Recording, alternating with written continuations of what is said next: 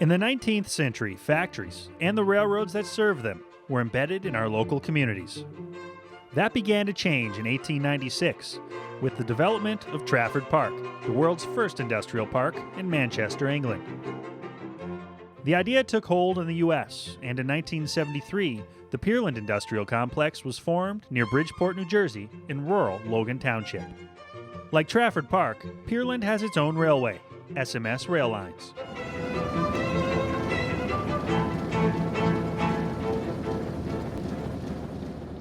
MRVP contributing editor Charlie Conway spent a hot summer day with an SMS crew as they took care of business for Pearland's rail-served customers. The day's duty locomotive was SMS 301, a Baldwin S12 built as a demonstrator in 1953 and sold to the Rock Island the same year. This would be a typical workday for the SMS crew, collecting empty cars from customer sidings, interchanging cars with Conrail, then distributing inbound cars to their consignees.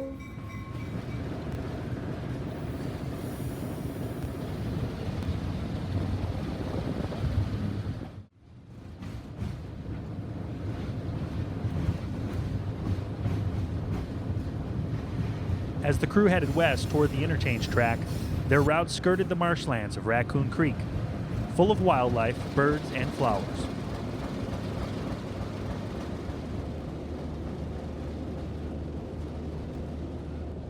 A cut of outbound cars had already been assembled on the interchange track the previous afternoon. But boxcars spotted at the Home Depot distribution center had not been unloaded in time to include with the outbound cut. Now the SMS crew would pull those boxcars to make way for inbound cars they expected to receive from Conrail. I'm going to check and see if their boxes are empty. We'll gather them up if they are and get them ready. I'm going to go check this guy and see if he can drop that flag or something. He's dropping that flag now. Dropping the blue flag signified that the boxcars were unloaded and secured, and that all Home Depot personnel were safely clear of the cars. Brakeman Eddie Ginnigan rode 301's front platform and used hand signals to let engineer Jim Gouldy know how many car lengths remained.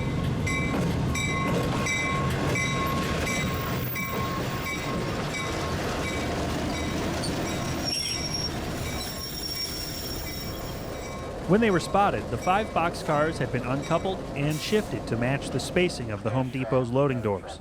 Before the cars could be pulled, they would have to be recoupled.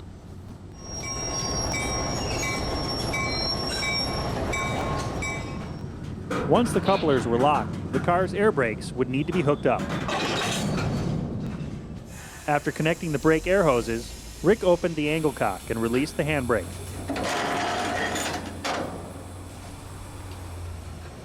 Rick and Eddie worked their way down the line until all the cars had been coupled.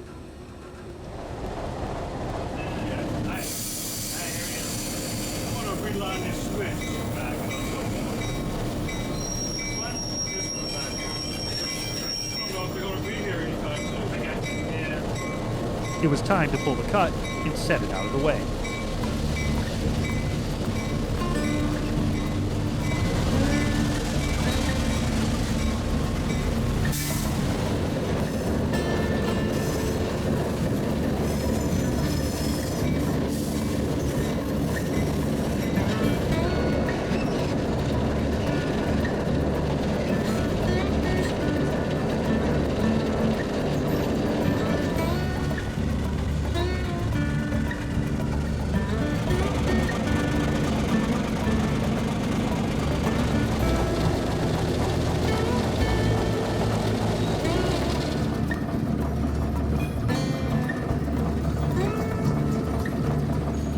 One of many passing tracks in the park is located just east of the Home Depot, and this is where the crew decided to leave the empty boxcars for now.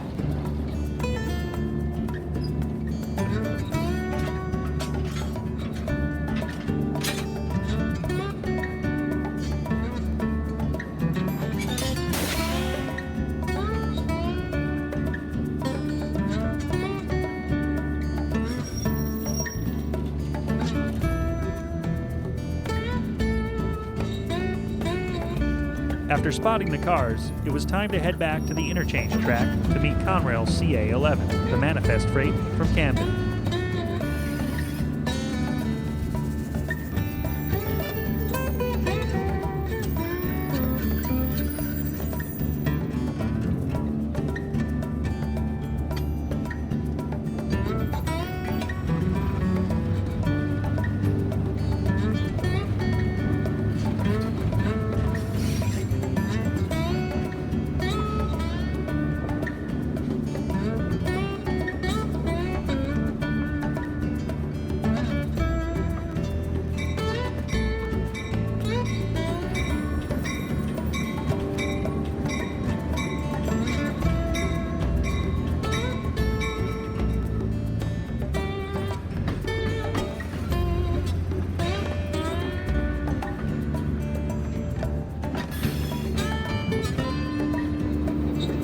As they approached the interchange track, CA11 came into view across the marsh, stopped on the main track of the Pins Grove Secondary.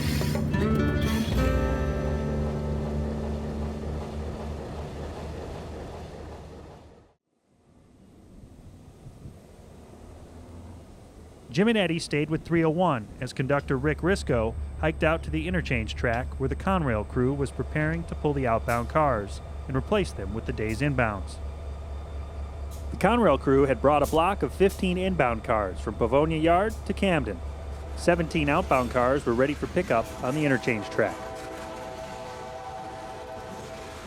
The inbound cars for SMS had been pre-blocked in Camden, so the Conrail crew's first move would be to pull forward and cut the train after the last inbound car, which happened to be an empty bulkhead flat.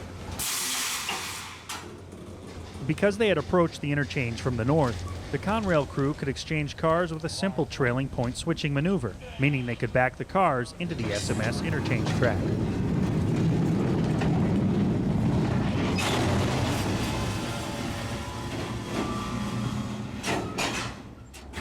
Despite a forceful coupling move, the knuckles failed to engage, so the engineer backed off for another try.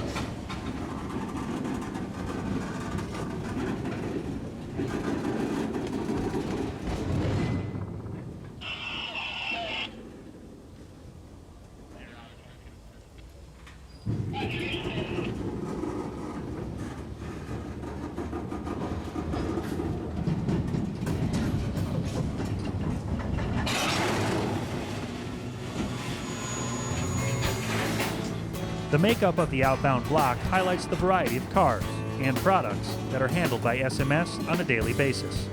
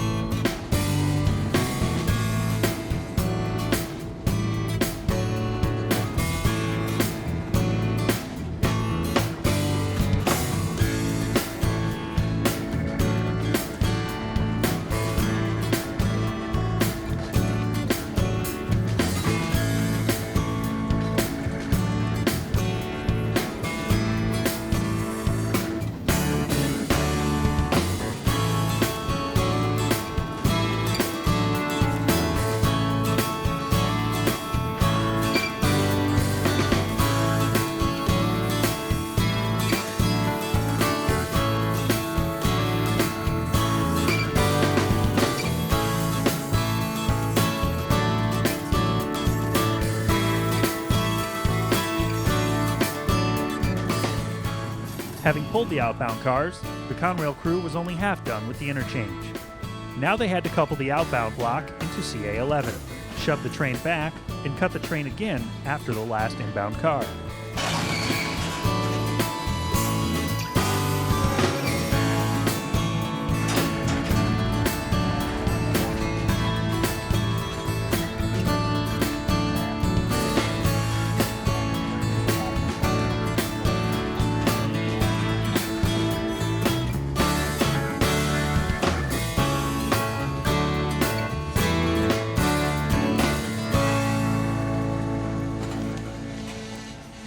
Here again was our old friend, the bulkhead flat, marking the end of the block of cars scheduled for delivery to SMS.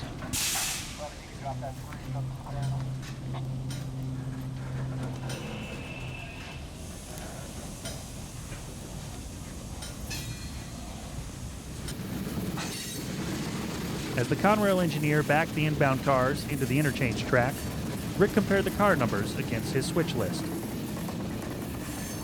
The manifest included 3 boxcars of bagged sugar from Mexico. These cars had come by rail and by sea on the CG Railway ferry from Coatzacoalcos, Veracruz to Mobile, Alabama.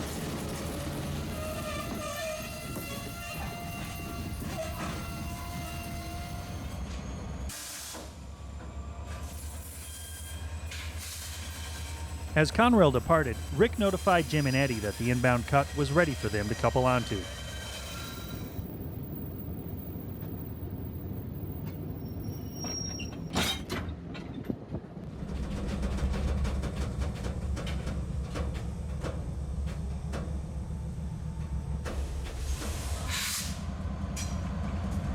Once they had reset the derail that protects the main line and backed onto their train, the Conrail crew's interchange work was done.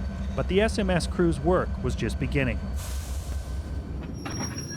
Their first move was to pull the inbound cut of cars back to the end of the interchange track, where they could start sorting the cars for delivery. Rick had noted the order of the cars in the inbound block, and he already had a game plan.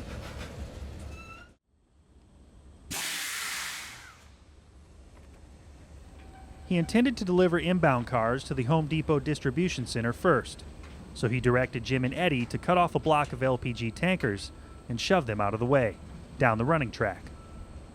Alright, start shoving, clear 10, Rick will take over. After Eddie lined the switch, Rick took over direction of the train movements. Hey, you're looking good. Another 10 or so, 301. The crew used the interchange track and the main running track as a 2-track yard to sort the train.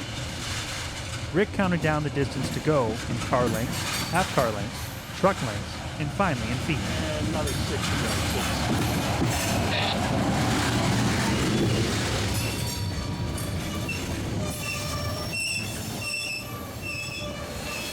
6. There were 9 inbound cars consigned to Home Depot, 6 center beam flat cars, and 3 box cars.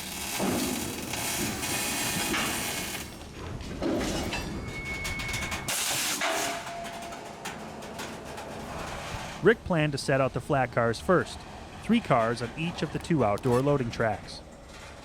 One thing the crew had to keep in mind was the presence of semi-automatic switches. These switches automatically shift their alignment to match the route of a train passing through the switch in the trailing point direction.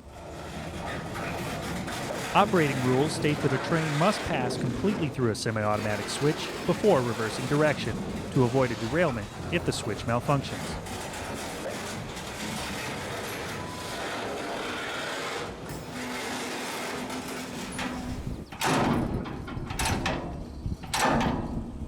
Give me a little stretch, see if that'll straighten it out.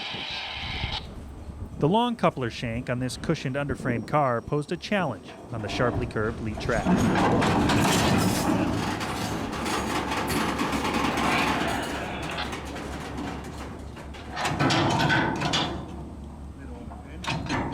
got it. Pull. Over to the main.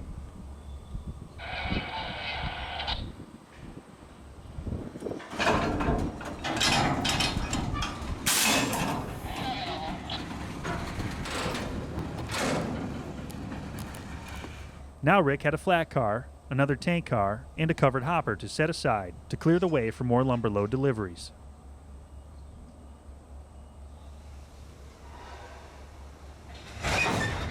After coupling these cars to the inbound cut on the interchange track, the crew shoved the whole block back past the clearance point of the switch. SMS Lines has adopted the NORAC operating rules, which prescribe yellow markings on the web of the rails to delimit clearance points.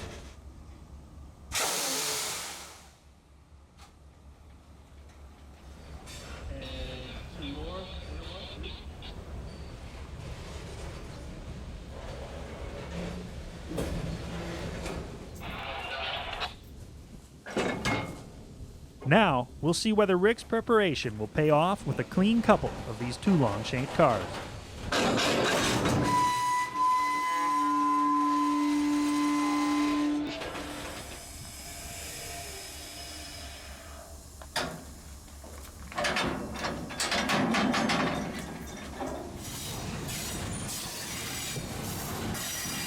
Rick's game plan for delivering the goods to the Home Depot began to take shape as the crew set out the first 3 center beam flats on one of the outdoor unloading tracks.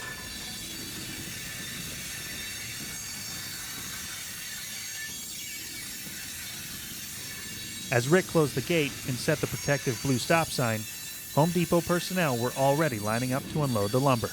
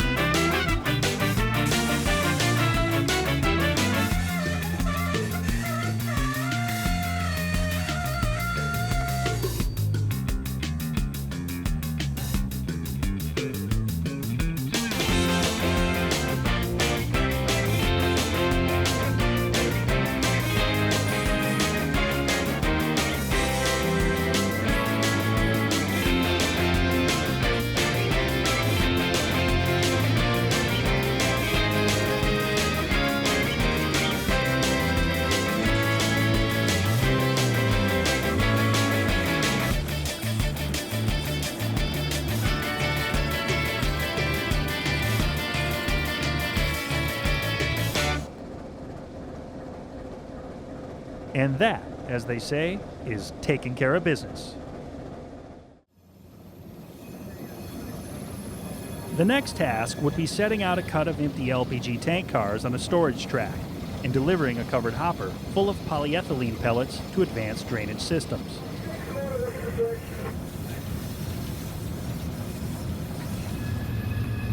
The investment SMS has made in developing sidings and passing tracks throughout the park allows them to derive significant revenue from storing surplus cars for other rail carriers and private car owners. ADS is a manufacturer of corrugated high-density polyethylene drainage pipe products for the municipal, agricultural, and housing markets. Eddie Ginnigan was riding the ladder in the car at the far end of the train, relaying instructions by radio to Jim in the locomotive cab.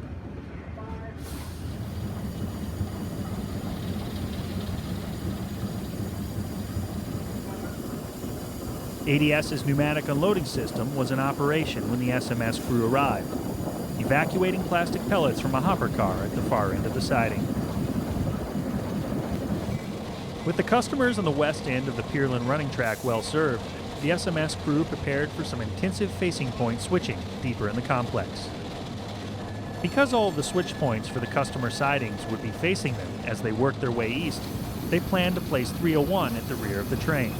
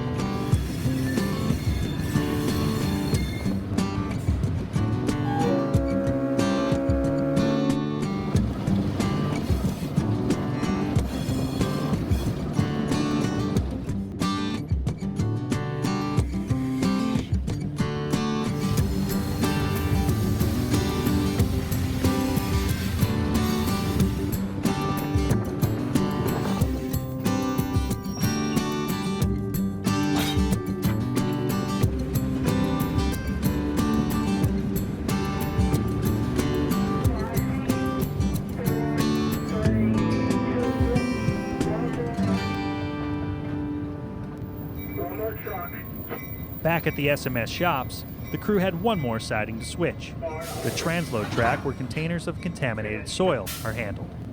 Special skeleton cars are usually used for this service, but today's empty was a modified silver-colored flat car that may once have seen service in a circus train. As the SMS transload crew got to work, Rick, Jim, and Eddie had one more job to do before knocking off for lunch, switching the locomotives at the engine shop. SMS Lines operates the largest remaining fleet of Baldwin switchers in existence. All told, SMS has 16 Baldwins under restoration or in service at Pearland and 3 other terminals the railroad operates in New Jersey, Pennsylvania, and New York. Despite their age, the railroad has found these veteran locomotives to be a good investment, reliable, powerful, and economical. SMS has been able to get the most out of the Baldwins by accumulating a large inventory of spare parts and by employing skilled mechanics who are capable of handling any maintenance task, large or small.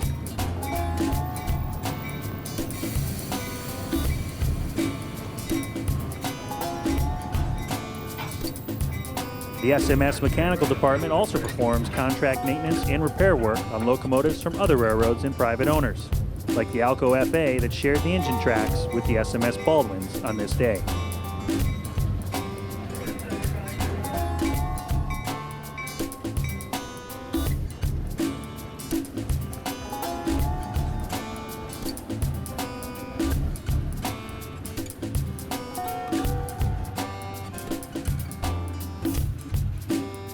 SMS even has their own heritage fleet, including SMS 9069 in its original 1949 Pinty livery, and ex-Navy SMS 412, painted in B&O colors.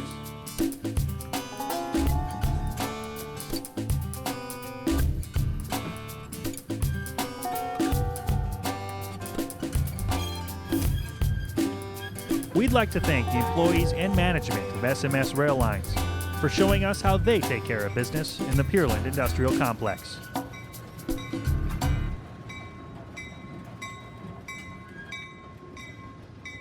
If you enjoyed this look at the day-to-day operations of a working railroad, we hope you'll join us as we visit another New Jersey short line with a very different character, the Morristown and Erie Railway, next time on Taking Care of Business.